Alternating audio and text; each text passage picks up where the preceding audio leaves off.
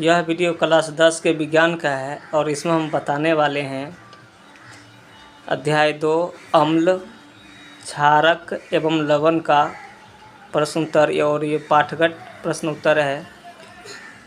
Question number 10 है, आपके पास 2 billion ए एवं बी है। बिलियन ए के पीएच का मान 6 है एवं बिलियन बी के पीएच का मान 8 है। किस बिलियन में हाइड्रोजन आयन की सांद्रता अधिक है? इनमें से कौन अम्लीय है तथा कौन क्षारकीय है? तो इसका उत्तर है बिलियन ए के पीएच का मान 6 है जो 7 से कम है, इसलिए बिलियन ए अम्लीय है। चूँकि अम्लीय बिलियन ही हाइड्रोजन आयन H+ दे सकता है, अतः बिलियन ए में हाइड्रोजन आयन की सांद्रता अधिक है। बिलियन बी के पीएच मान 8 है जो 7 से अधिक है, इसलिए बिलियन बी क्षारकीय है। अब है क्वेश्चन नंबर 11, H+ एक्वस, ठीक है, आयन की सांद्रता का बिलियन की प्रकृति पर क्या प्रभाव पड़ता है? उत्तर H+ जो कि एक्वस है, आयन की सांद्रता बढ़ने से बिलियन और अधिक अम्लीय हो जाता है। ठीक है। अब है क्वेश्चन नंबर 12, क्या क्षारकीय बिलियन में H+, ठीक है, H+ एक्वस आयन होते हैं? अगर हाँ तो यह क्षारकीय क्यों होते हैं? तो इसका उत्तर है हाँ, क्योंकि क्षारकीय विलयन क्षारक को जल में घुलाने से बनता है। जब जल में क्षारक घुलते हैं तो जल का भी वियोजन हो जाता है, जिससे H+ आयन बनते हैं। H+ आयन की मात्रा घोल में कम होते हैं और क्षारक के घुलने से OH- आयन की मात्रा अधिक होते हैं, इसलिए विलयन क्षारकीय होते हैं। अब है क्वेश्चन नंबर 13, कोई किसान खेत की मृदा की किस परिस्थिति में बिना बुझा हुआ चूना, कैल्शियम ऑक्साइड, बुझा हुआ चूना, कैल्शियम हाइड्रोक्साइड या चॉक, कैल्शियम कार्बोनेट का उपयोग करेगा? तो इसका उत्तर है, चूँकि बिना बुझा हुआ चूना या चॉक तीनों क्षारक है, इसलिए खेत में इसे तब डाला जाता है जब मृदा अम्लीय हो जाती है। अतः किसान को जब यह पता चल जाता है कि खेत की मृदा अम्लीय हो गई है, तब वे बिना बुझा हुआ चूना या चॉक खेत में डालते हैं। अब है क्वेश्चन नंबर 14, CaOCl2 यौगिक का प्रचलित नाम क्या है? तो इसका प्रचलित नाम हो जाएगा विरंजक चूर्ण। अब है क्वेश्चन नंबर 15, उस पदार्थ का नाम बताइए जो क्लोरीन से क्रिया करके विरंजक चूर्ण बनाता है। तो इसका उत्तर हो जाएगा बुझा हुआ चूना, कैल्शियम हाइड्रोक्साइड, यानी CaOH2। अब है क्वेश्चन नंबर 16, कठोर जल को मृदु करने के लिए किस सोडियम यौगिक का उपयोग किया जाता है? तो इसका उत्तर है सोडियम कार्बोनेट, डेकाहाइड्रेट, धोवन सोडा Na2CO3 × 10H2O का उपयोग किया जाता है। अब है question number 17, sodium hydrogen carbonate के विलयन को गर्म करने पर क्या होगा? इस अभिक्रिया के लिए समीकरण लिखिए। उत्तर है सोडियम हाइड्रोजन कार्बोनेट के विलयन को गर्म करने पर सोडियम कार्बोनेट जल तथा कार्बन डाइऑक्साइड गैस बनते हैं। तो ये सोडियम हाइड्रोजन कार्बोनेट है, उसको गर्म करेंगे तो सोडियम कार्बोनेट जल और कार्बन डाइऑक्साइड गैस बनते हैं। अब है question number 18, plaster of Paris की जल के साथ अभिक्रिया के लिए समीकरण लिखिए। तो उत्तर में लिखेंगे CaSO4 ½ H2O, ठीक है, और ये 3/2 H2O है, और ये रिएक्शन करके तो बनाता है CaSO4 × 2 H2O। क्यों? आधे यहाँ है और 1.5 यहाँ है, तो ये 2 हो जाएगा जल के अणु, ठीक है। या आप ऐसे भी लिख सकते हैं 2 CaSO4 × H2O + 3 H2O। तो ये बनाएगा 2CaSO4 2H2O। ठीक है, ये जल के साथ अभिक्रिया है, जल की मात्रा यहाँ पर अधिक है। उसके बाद अब अभ्यास का प्रश्न उत्तर है। तो इसमें ऑब्जेक्टिव क्वेश्चन है, और ऑब्जेक्टिव क्वेश्चन पहला है इसमें, कोई विलयन लाल लिटमस को नीला कर देता है, इसका पीएच संभवतः क्या होगा? तो इसका पीएच हो जाएगा लगभग 10। ठीक है। तो दूसरा है, कोई विलयन अंडे के पिसे हुए कवच से अभिक्रिया कर गैस उत्पन्न करता है जो चूने के पानी को दुधिया कर देती है, इस विलयन में क्या होगा? तो इस विलयन में HCl होगा। ठीक है।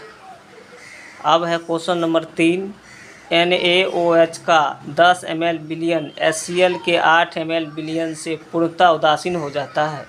यदि हम NaOH के उसी विलयन का 20 ml ले तो उसे उदासीन करने के लिए HCl के उसी विलयन की कितनी मात्रा की आवश्यकता होगी?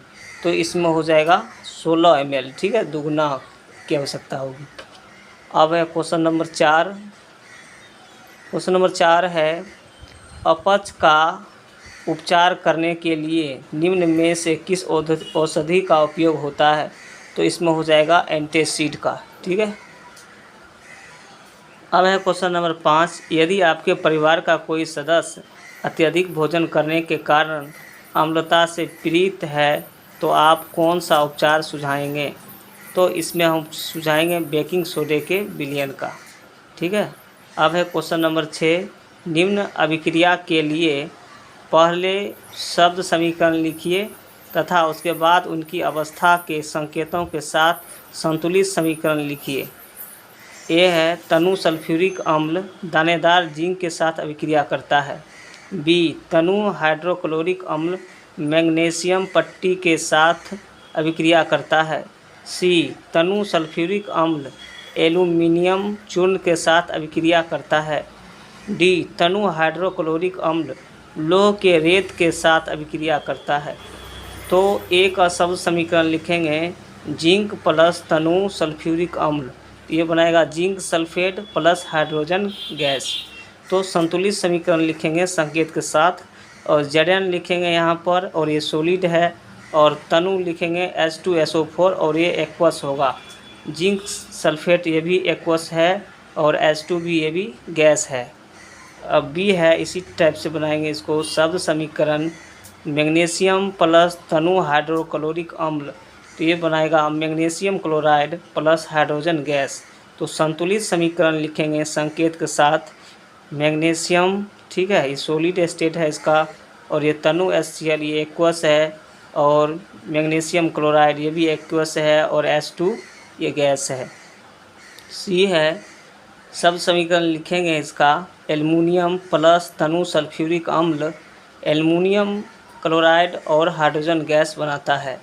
तो इसका संतुलित समीकरण हो जाएगा 2Al, और ये सॉलिड है, प्लस तनु H2SO4 ये एक्वस है, और ये बनाएगा Al2SO4 का होल ट्वाइस, ये भी एक्वस होगा, और 3H2, और ये गैस स्टेट में होगा।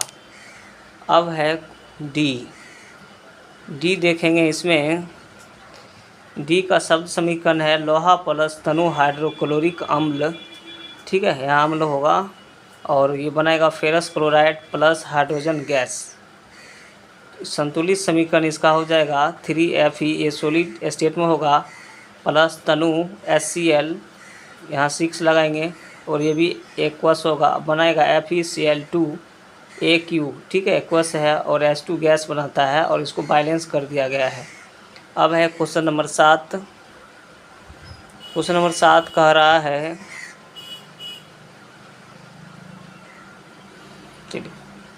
क्वेश्चन नंबर 7 है कि अल्कोहल एवं ग्लूकोज जैसे यौगिकों में भी हाइड्रोजन होते हैं, लेकिन इनका वर्गीकरण अम्ल की तरह नहीं होता है। एक क्रियाकलाप के द्वारा इसे साबित कीजिए।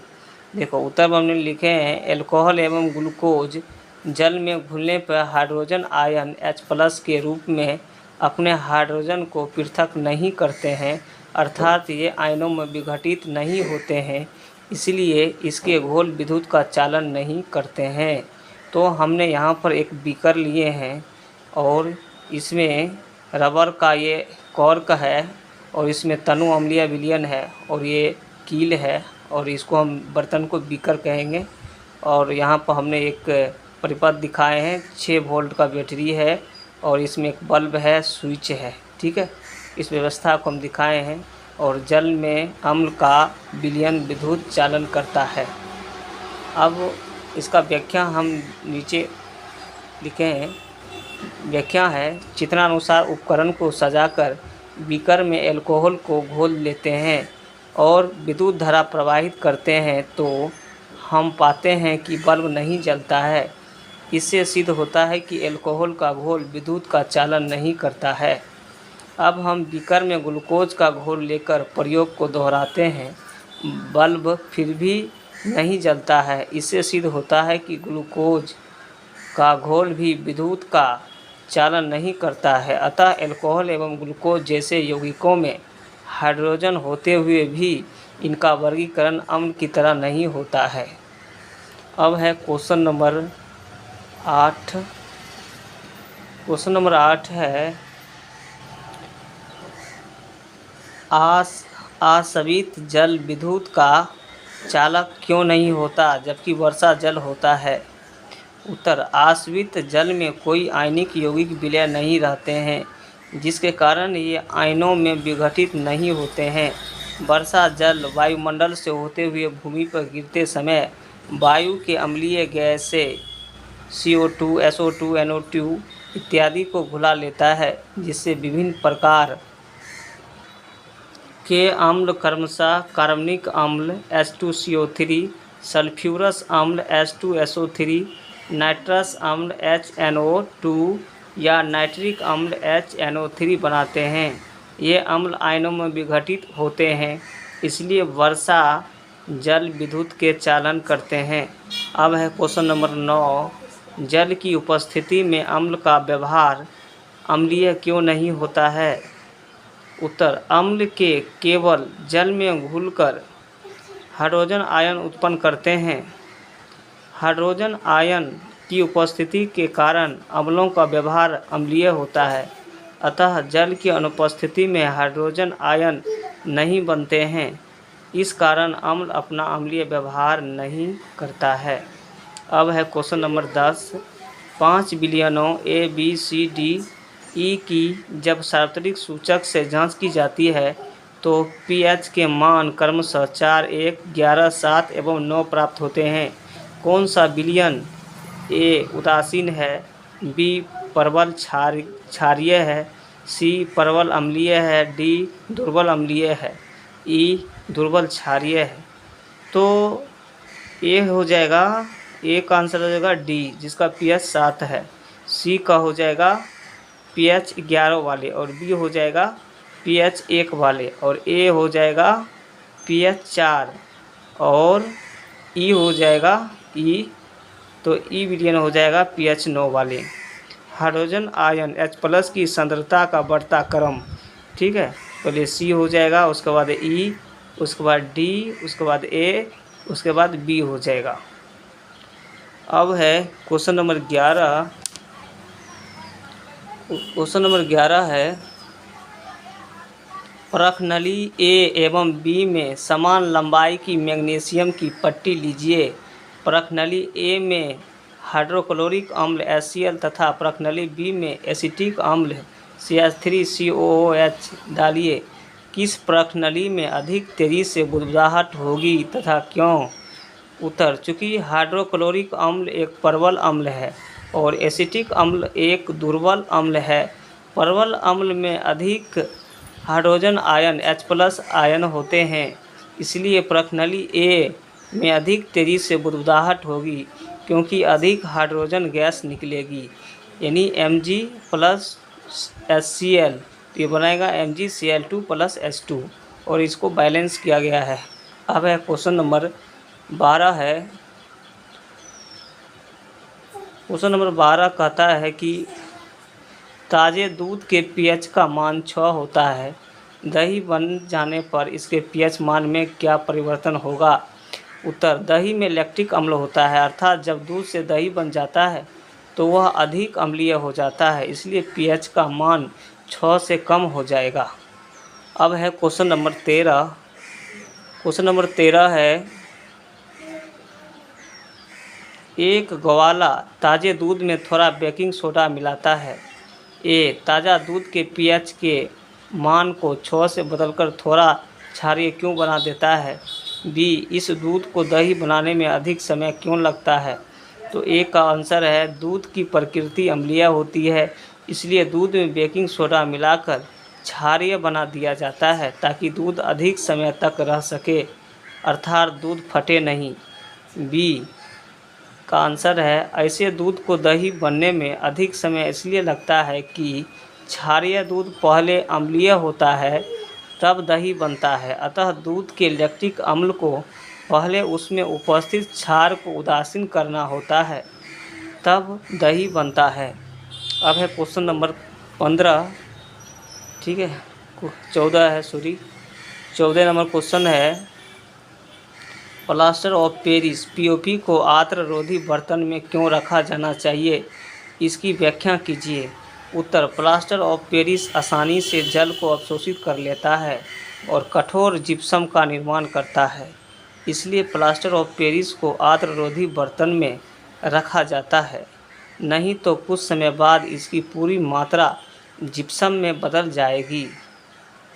ठीक है, अब है क्वेश्चन नंबर 15।